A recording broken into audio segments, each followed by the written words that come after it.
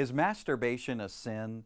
Well, the Bible doesn't speak directly to the physical act of masturbation, but clearly the idea of sexual lust and fantasy, those are sinful activities and we shouldn't engage in them.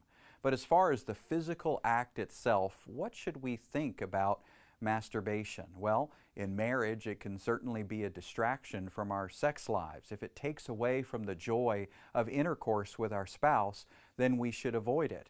But what about the single person, the person who's been widowed, they're unmarried, divorced? What about them? Well, it's just like everything else. We have to remember that we don't want to be mastered by anything. And we certainly want to be wise in our choices as we depend on the Spirit's counsel. And the Bible tells us that if we can't give thanks for something in our hearts, then it's not of faith, and therefore it is sinful to us. This may be a matter of conscience for many Christians, and quite frankly, some people have sexual addiction. They're addicted to pornography, or they're addicted to sexual fantasy, and they can't separate those out.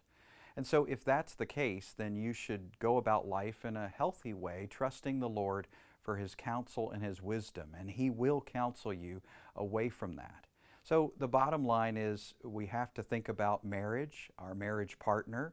Some people might point to Genesis saying, well, God hates all forms of masturbation because in chapter 28 of Genesis, we see Onan spilling his seed, and God is against it. But what is that chapter really about? It's about Onan's failure to be a kinsman redeemer. It has nothing to do with the act of masturbation, and Onan is not even engaged in that there. So the bottom line is the Scripture does not speak to the physical act of masturbation, but we are told to set our minds on things above, not on lowly things, sinful things, things that might be lustful or about sexual fantasy.